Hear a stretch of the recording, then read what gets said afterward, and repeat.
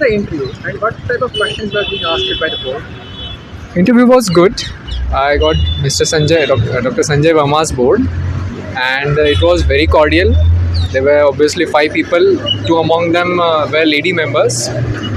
Questions were mostly, I will not say mostly, some of them were from my background.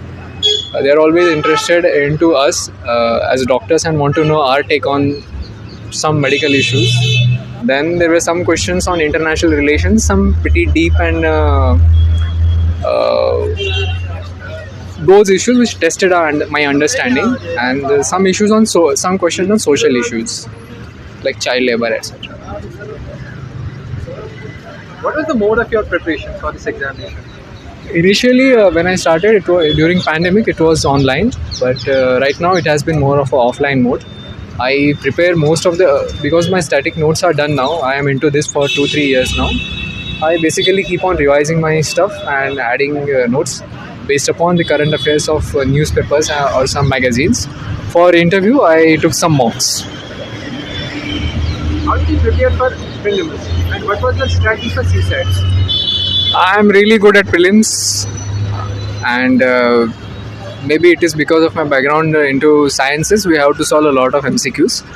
Prelims comes naturally to me. CSAT also is not that difficult for me because again it is an MCQ based exam. MCQs come easy to me. My main problem, if you will ask me next, mains, I am not that good. We from science background are usually not good in writing things, so I have to work hard there. That is why it took a long time for me to crack UPSC in my last attempt, and hopefully this time as well. Prelims, it is not actually possible to summarize all the things that you go through into like a 2-minute thing. Most of the times it is common sense understanding that which question has to be left, which question has to be attempted after you have accumulated a standard knowledge bank. So yeah. What was your strategy for mains and how did you approach it? Like I just said, I identified my weak subjects. Then I worked upon it, built some notes, took help of some coaching classes, some seniors, did a lot of answer writing practice and some tests, and it seems to have worked. Did the board ask questions about international relations and foreign affairs? Yeah, they did ask.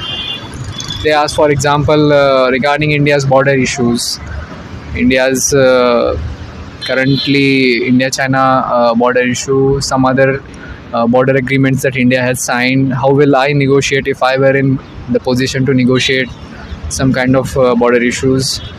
Then they did ask something about biological weapons, which is the alleged source of COVID. So yeah. As a doctor, what's your take on mental health and UPSC preparation? It's a long journey. It's a tiresome journey.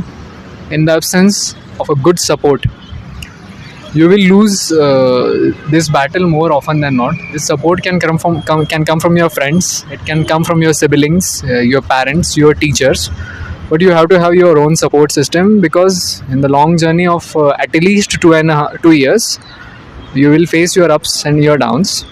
Number one thing, you should have clarity that no matter what, even if I fail, I will not take the extreme step of ending my life.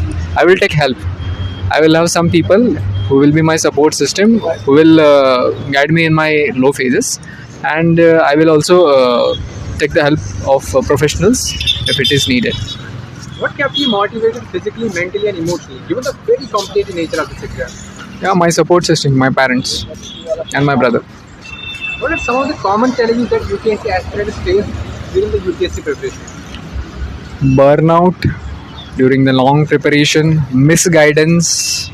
There is a lot of that going on with the democratization of UPSC coaching classes, etc. And finally, some kind of indifference towards their life beyond UPSC. It becomes very UPSC centric for most of them. They become detached from life before and after UPSC.